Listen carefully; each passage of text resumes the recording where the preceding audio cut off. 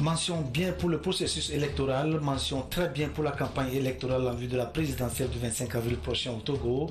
Le président ghanéen John Dramani Mahama, président en exercice de la CEDEAO en visite à Lomé ce lundi, a délivré le satisfecit de l'organisation sous-régionale à la classe politique et à la population togolaise pour la qualité du processus électoral en cours et le climat de paix et de sérénité dans lequel se déroule la campagne électorale. 722 nouveaux volontaires nationaux prêtent serment pour faire l'expérience de la vie professionnelle. La cérémonie qui a été présidée par la ministre en charge de l'emploi des jeunes a coïncidé avec le démarrage officiel des activités de l'Agence nationale du volontariat au Togo qui prend le relais du Provonat. Mesdames, Messieurs, bonsoir et bienvenue dans cette édition. Le président ghanéen John Dramani Mahama a donc effectué une visite de quelques heures à Lomé ce lundi. C'est la deuxième visite du chef de l'État ghanéen au Togo depuis que le processus électoral en vue du scrutin présidentiel du 25 avril est entré dans sa dernière ligne droite. L'avion à bord duquel le numéro 1 ghanéen a voyagé a atterri à l'aéroport international Gnassingbé Eyadema de Lomé en milieu de matinée. Il a été accueilli par son homologue togolais Fort Gnassingbé. Nous allons suivre le cérémonial d'accueil du président ghanéen.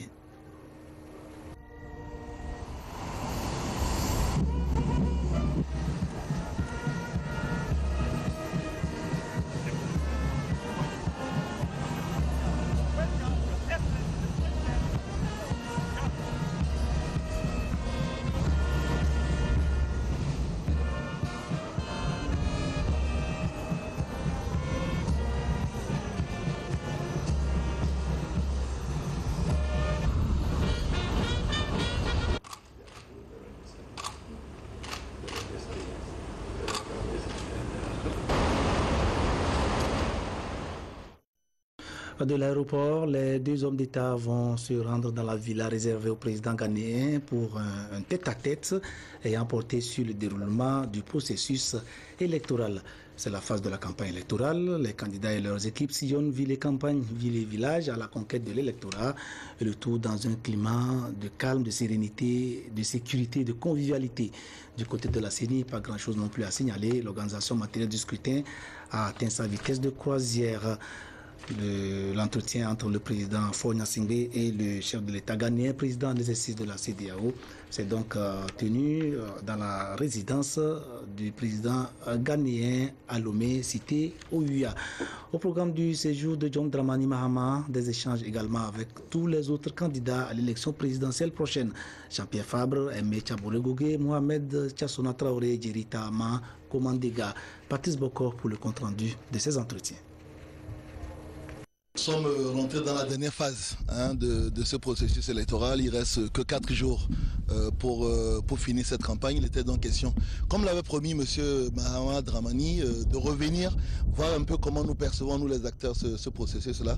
Donc il a été question de cela, des problèmes qui sont aujourd'hui présents sur le terrain. Donc on peut dire 3 types de préoccupations. La première, elle concerne le bulletin de vote. Vous le savez, tout le monde critique ce bulletin de vote.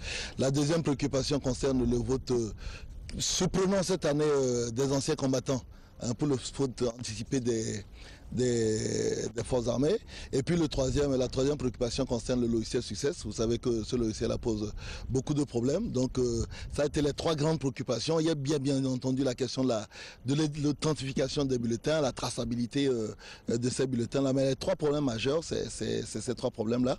Le président de la CEDEAO rencontre après nous la CENI et il a promis de transmettre l'ensemble de nos préoccupations à la CENI en vue de voir si on peut trouver des solutions immédiates au futur, mais comme il a fait l'année dernière, il a pris de nouveau l'engagement d'ouvrir incessamment, juste après ces élections, un débat profond sur la question de réforme de notre pays. Nous avons exprimé des préoccupations au président Mahama au sujet surtout de la procédure de diffusion des résultats par succès ou succès ou je ne sais pas quoi. Et la plus grande partie de la rencontre a porté sur ça. Parce que nous disons nous ne voulons pas de ce système de publication, proclamation des résultats électroniques. Vous êtes au courant du débat que ce système amène au Togo. Bon, enfin, il va en discuter avec la CENI, avec le chef de l'État. Enfin, je ne veux pas dire je suis rassuré, je ne suis pas rassuré. J'ai exprimé mes préoccupations au chef de l'État. Nous avons évoqué les différentes difficultés autour du processus, notamment l'authentification du bulletin de vote, parce que c'est un moyen que certains partis utilisent pour faire des fraudes. Et nous avons estimé qu'il était important d'authentifier le bulletin de vote à partir de la signature de quelques représentants, un représentant du pouvoir, un représentant de l'opposition, qui pourrait être tiré au sort au bureau de vote. Bon, ensuite, nous avons évoqué le processus de compilation des résultats. Vous avez appris, je parle de Success, du logiciel Success. Bon, ce logiciel, on n'est pas contre, il faut évoluer. On peut utiliser les méthodes modernes pour compiler les résultats. Mais il n'y a pas consensus autour et c'est venu un peu dans la précipitation. Donc nous avons souhaité garder ce qui est conforme au code électoral, c'est-à-dire la compilation à partir des procès-verbaux émanant des bureaux de vote. Nous avons dégagé certaines préoccupations, surtout l'authentification des bulletins de vote et la manière dont il faut proclamer les résultats, puisque c'est ça qui est très important. Donc nous avons soulevé ces inquiétudes, mais il a pris bonne note, il doit discuter avec la CENI et on verra ce qui doit sortir. Il souhaite que les élections se passent dans l'apaisement, on a dit non, il n'y a pas de problème. Mais seulement, avant ces élections, il faut qu'on prépare tous les esprits. C'est dans ce sens qu'on disait, on a dit que l'authentification vraiment des bulletins est très important et la transmission des résultats. C'est-à-dire qu'il faut donner les résultats de bureau par bureau et bureau de vote par bureau de vote selon notre code électoral qui est en vigueur.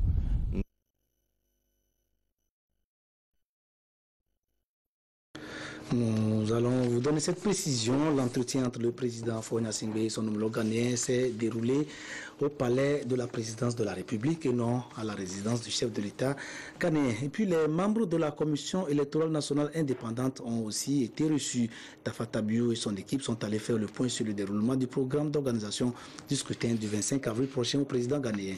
Écoutons la déclaration que le président de la CENI a faite à l'issue de la séance de travail avec le président en exercice de la CEDEAO. La CENI, pour ce qui la concerne, s'efforce de préparer un terrain égal pour tous les candidats. C'est dans ce sens que nous avons pris des dispositions complémentaires au code électoral qui permettent de clarifier la situation. Nous sommes arbitres, il est vrai, mais nous souhaitons rester à la hauteur d'un arbitre juste. Et pour cela, nous demandons aussi l'indulgence des compétiteurs pour qu'ils sachent que nous avons besoin de leur compréhension avant le début du match. S'ils ont besoin de clarification, nous sommes prêts à les donner.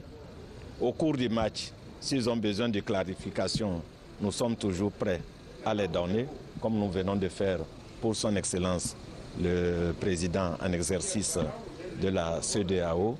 La CENI est disposée à jouer franc jeu. Votre autre question concerne l'issue du scrutin.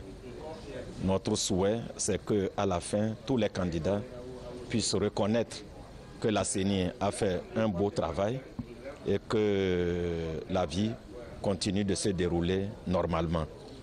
Nous sommes des Togolais qui sont au service d'une cause nationale et nous ne pouvons pas souhaiter autre chose qu'une bonne issue. Le succès, c'est simplement le monitoring des opérations de vote, la transmission des résultats du bureau de vote vers la CENI et l'aide à la centralisation au niveau des CELI. Ce n'est rien d'extraordinaire. L'ancien système n'est pas abandonné, le code électoral l'a prévu et nous le pratiquons. Ceci ne vient qu'en complément et pour accompagner. Ce n'est pas le principal. C'est le code électoral qui reste le principal. Et nous utilisons la forme papier, les procès-verbaux des bureaux de vote et les procès-verbaux des CELI. Quelques heures ont suffi au président Dramani Mahama pour se faire une idée précise du déroulement du processus électoral en cours au Togo. Lors d'une conférence de presse qu'il a animée, un point de presse qu'il a animé peu avant son départ, le chef de l'État ghanéen a adressé les félicitations de la CEDEAO à la classe politique et à la population togolaise pour la qualité de la campagne électorale et le climat de paix dans lequel les choses se passent. Selon lui, toutes les dispositions sont prises pour garantir un scrutin crédible et transparent. Le président de la CEDEAO a saisi l'occasion pour demander à l'ensemble des candidats de respecter les résultats des urnes qui seront annoncés par la Commission électorale nationale indépendante et par elle seule. Écoutons le président ghanéen. Thank you, ladies and gentlemen of the press, and to thank my friend and brother, President Faure Gnassingbé, for the very warm welcome. Nous sommes ici dans le cadre d'une réunion de suivi suite à la réunion que nous avons eue il y a 4 semaines ici à Lomé. Et dans le cadre du protocole de la CEDEAO sur la bonne gouvernance et les élections, et également le cadre du protocole de l'Union africaine sur les mêmes thèmes, nous affirmons que les élections doivent être pacifiques dans la sous-région et aussi bien en Afrique. Et c'est en cela que, en tant que président de la CEDEAO, la visite que j'ai effectuée il y a 4 semaines était pour discuter de ces questions. Donc, j'ai discuté avec le président Faure, les leaders et candidats de l'opposition également, et écouté les préoccupations des candidats pour les traiter avant les élections. L'une des préoccupations qui avait surgi la dernière fois, à la dernière rencontre, était la question de la liste électorale. La CEDEAO a décidé, suite aux entretiens que nous avons eus, que les élections soient reportées de 10 jours pour donner le temps à la Commission électorale et à la francophonie de traiter des questions relatives à la liste électorale. Tout heureusement, à notre arrivée cette fois-ci, il n'y a plus de préoccupation à ce sujet. La liste a été suffisamment actualisée et tous les candidats sont satisfaits et ont accepté de pouvoir évoluer avec cette liste pour les élections. À cette visite, il y a d'autres préoccupations qui ont été soulevées, notamment concernant le bulletin de vote, la transmission des résultats des élections, la sécurité du processus électoral et le vote par anticipation. Toutes les préoccupations des acteurs qui ont été soulevées ont fait l'objet de discussions d'entretien avec la CENI. Des réponses assez satisfaisantes ont été proposées par la CENI et il en ressort notamment qu'il y a un manque de communication entre la CENI et les candidats. À cet effet, nous avons demandé à la CENI d'organiser une conférence de presse où seront invités les médias et les représentants des partis politiques pour expliquer les diverses étapes relatives au processus électoral en réponse aux préoccupations des divers acteurs. La date de cette conférence sera fixée ultérieurement, mais le plus tôt possible avant les élections. Toutes les clarifications au sujet des élections seront donc données à cette conférence de presse. Entre-temps, cependant, la CEDEAO tient à insister sur un certain nombre de points, notamment qu'après le processus électoral et les élections elles-mêmes, ce qui est valable pour tous, c'est qu'il y aura un seul vainqueur. Et le vainqueur, c'est la République togolaise, au cas où les élections se dérouleront de façon pacifique, transparente et équitable. La CEDEAO insiste donc qu'il y aura un seul vainqueur, mais que tous seront vainqueurs si les élections se déroulent dans un climat apaisé, en toute équité, et que tout le monde, dans ces conditions, accepte les résultats qui seront proclamés. Nous insistons également sur le fait que la CENI est la seule autorité habilitée à déclarer les résultats. Donc, nous invitons tous les candidats, tous les partis politiques à éviter de proclamer quelques résultats que ce soit, fussent-ils parcellaires. La CENI est la seule autorité en charge de la collation, de la compilation et de la déclaration des résultats. Donc, nous invitons tout le monde à respecter ce principe. La campagne se poursuivra donc comme elle est déjà en cours et nous invitons tout un chacun à éviter toute sorte de provocation qui pourrait amener à une déstabilisation du climat de paix. La campagne est prévue pour finir 24 heures avant la date du vote et tout le monde est invité donc à respecter ces délais. Voilà en bref les questions dont nous avons discuté à cette rencontre. Le groupe de suivi de la CEDEAO sera présent ici avec vous encore, de même qu'un groupe de 100 observateurs de la CEDEAO conduit par le président Amos Sawyer et autres institutions internationales également pour assurer que les élections se passent dans un très bon climat. Je tiens à vous rappeler que toute la communauté internationale regarde le Togo Et comme ça s'est passé au Nigeria déjà, où les élections ont été paisibles, sans le moindre problème, nous souhaitons vraiment, nous espérons que le cas pourra se répéter ici au Togo.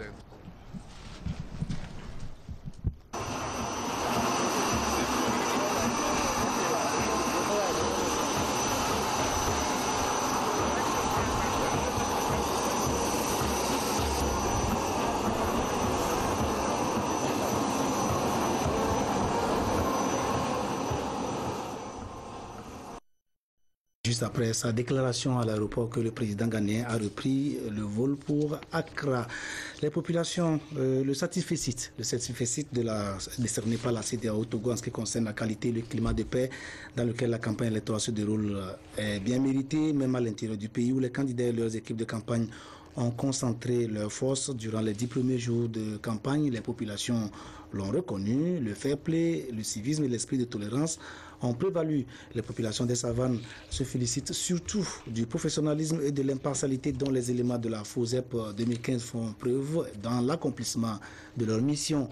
Désiré Aloé a recueilli quelques impressions des compatriotes qui se sont exprimés à son micro. Voici ses propos dans son reportage.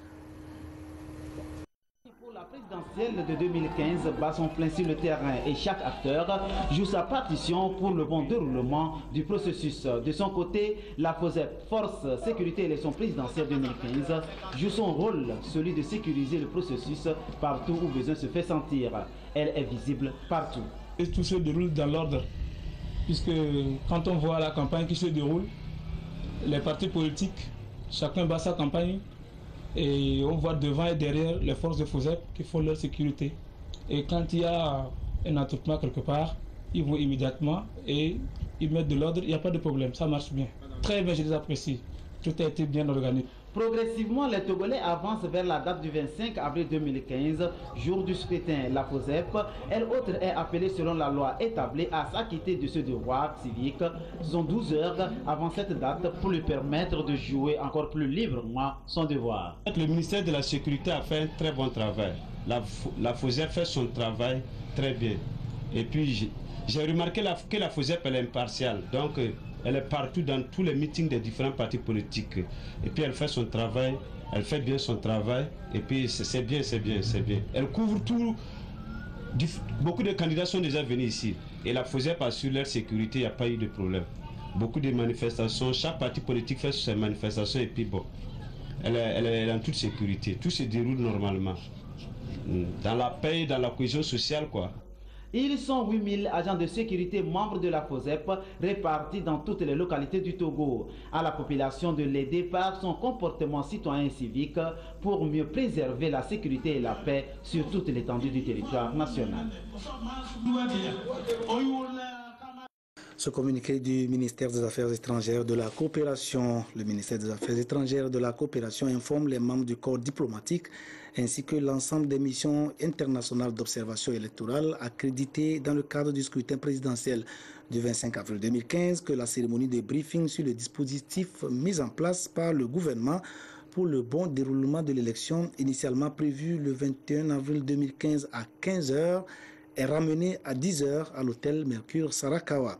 Par ailleurs, le ministère rappelle à tous les membres des missions d'observation que l'accès à la salle de la cérémonie est subordonné à la présentation du titre d'accréditation. Fait à Lomé le 20 avril 2015, le ministère des Affaires étrangères et de la coopération.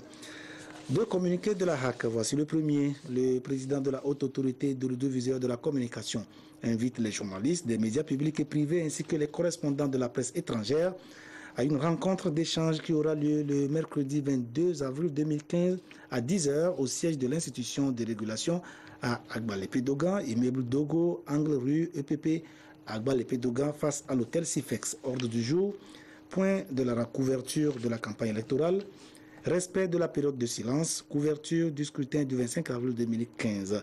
Vu l'importance de l'ordre du jour, la présence de tous s'avère indispensable. Deuxième communiqué, les séances de visionnage, d'écoute et de lecture des messages des candidats à l'élection présidentielle du 25 avril 2015 ont effectivement démarré le mercredi 8 avril 2015 dans les locaux de la Haute Autorité de l'audiovisuel et de la communication HAC. Ces séances destinées à mettre en conformité le contenu des messages des 5 candidats avec le cadre légal et réglementaire régissant la période électorale s'effectuent par la haute autorité de concert avec les représentants des candidats. C'est ainsi que, s'inspirant des textes en vigueur et dans le souci de préserver au processus en cours un climat de sérénité et d'apaisement, la haute autorité a eu à formuler des observations et demander des rectificatifs à apporter sur certains messages. Alors que les représentants des autres candidats montrent leur volonté de coopérer, les représentants de CAP 2015 ont à chaque occasion opposé un refus catégorique aux observations de la HAC, estimant toujours que les passages ciblés constituaient le socle du message de leurs candidats. Pour le deuxième passage des messages des candidats dans le quotidien national Togo Presse, le 17 avril 2015, les représentants de CAP 2015 ont catégoriquement refusé de signer le procès-verbal donnant droit à la publication du texte par Togo Presse, préférant, selon leur propre déclaration, se tourner vers les réseaux sociaux. Il convient de préciser que lors du premier passage des messages à la TVT, les représentants de CAP 2015 avaient affiché le même comportement en refusant d'amender le message de leurs candidats. La HAC, soucieuse du bon déroulement du processus, avait décidé, à titre exceptionnel, d'autoriser la diffusion du message du candidat de CAP 2015 dans sa forme initiale. Toutefois, elle a tenu à signifier aux représentants de CAP 2015 que nul n'est au-dessus de la loi et tous les candidats sont tenus d'observer les règles du jeu.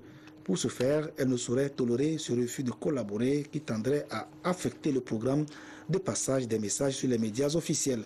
La HAC saisit cette occasion pour réitérer son appel à tous les candidats pour le respect scrupuleux des textes législatifs et réglementaires en vue du bon déroulement de la campagne électorale et du succès du processus dans son ensemble. Fait à Lomé le 20 avril 2015, le président de la HAC, Biosé Kokou Tozun. Bonsoir Gerson. Bonsoir Franck. À 4 jours de la fin de la campagne électorale, quelles sont les nouvelles du front? Oui, le compte à rebours a commencé, Franck, et nous avons les nouvelles de front de tout le monde. Tous sont là, en effet. Fort Nassingbe, par exemple, dans la savane, Fort Nassingbe unir avec la vague blanc. Unir était donc dans la savane, dans les plateaux notamment avec une adresse aux enseignants et aux élèves. L'année scolaire ne sera pas perdue, dit notamment le candidat président, aux enseignants, aux élèves, tapant précisément les enseignants et les élèves. L'électorat, vous en doutez, Franck, très courtisé en ce moment de campagne électorale. Partout, les candidats, ils étaient comme en rendez-vous dans les plateaux. Outre Fort Nassingbe, il y avait Maître Tchassona Traoré, il y avait Jean-Pierre Fabre, il y avait Jerry Tama, un peu comme en rendez-vous devant la maison de la jeune belle-fille des plateaux. Mais Tchabourego n'est pas du tout désintéressé par le jeu de séduction, a choisi lui, Vo et Ao.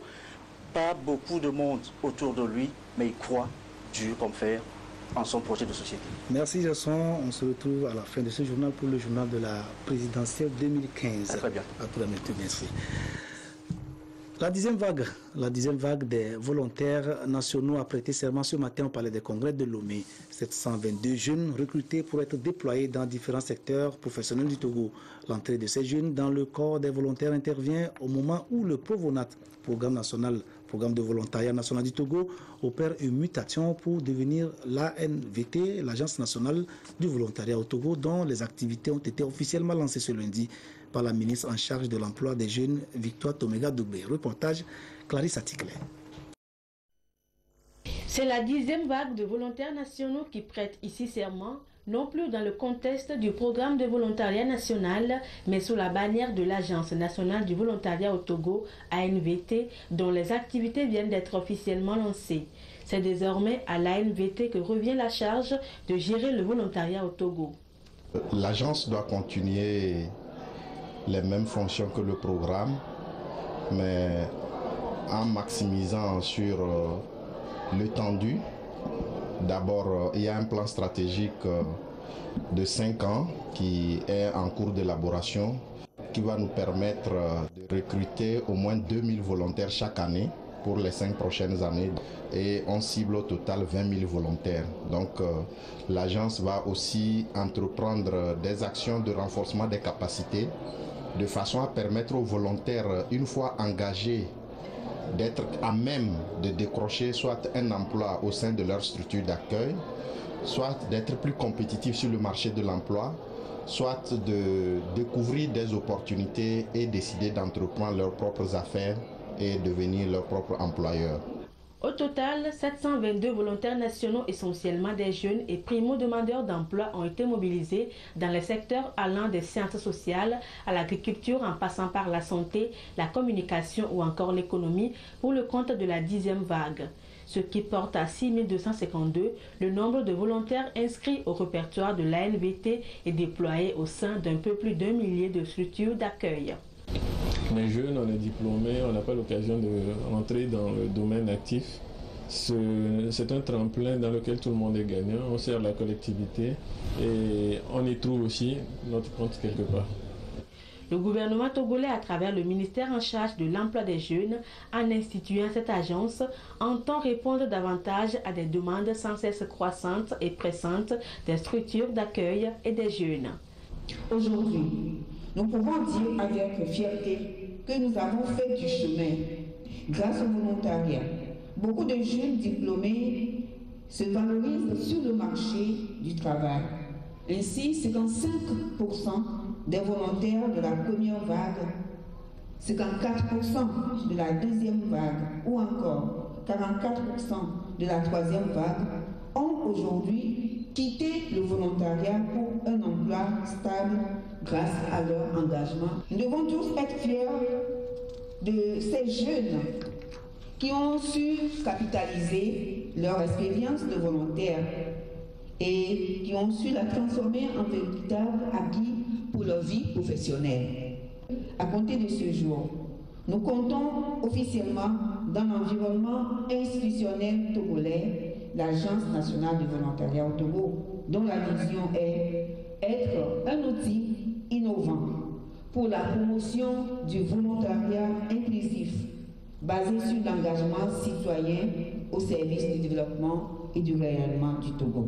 Aujourd'hui, nous affirmons que le POVONAT a vécu, mais le volontariat au Togo vit et la perspective de son ancrage définitif dans notre environnement institutionnel se confirme avec la mise en place et l'opérationnalisation de l'Agence nationale du volontariat au Togo. Le gouvernement togolais a fait le choix, après 2 années de mise en œuvre du POVONAT, au regard de ses résultats extraordinaires, de faire du volontariat l'un des principaux outils pour accélérer l'atteinte des objectifs sectoriels.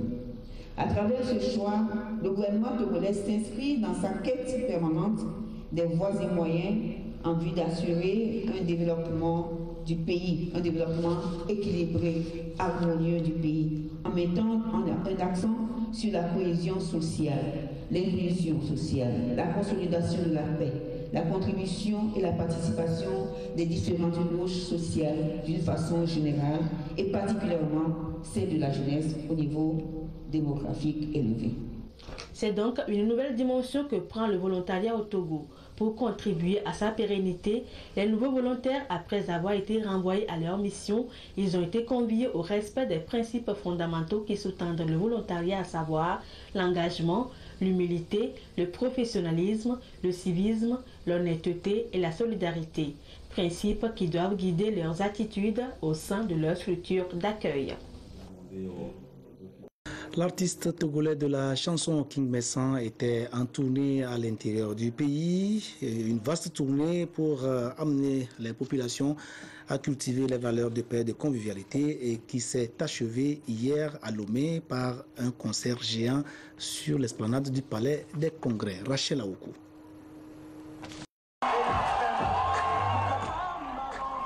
C'est un public très charmé qui a fait massivement le déplacement du Palais des Congrès de Lomé pour ce grand concert en l'honneur de la paix. En chœur, fans et amoureux de la musique togolaise ont interprété le répertoire de leurs artistes préférés.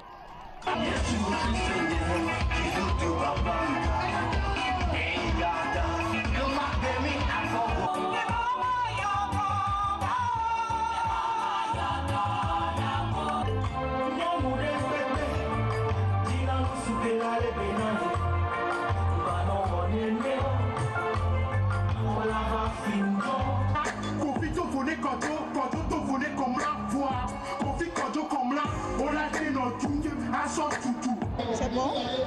est toujours pour la paix et on est toujours dans la paix. C'est bon, c'est très beau. Le long des Kagans, les Togo vieux domaines, et d'autres gens de Canania. Nous la tenons au milieu qui a nos tihabibio, on a mis de l'omba non miamé. Là, on y a un yato. Tu veux qu'à côté avec mon aleke, le popou, les gars, et d'autres gens, et n'y a pas de caletois, mais tu vas pas ban notre choix.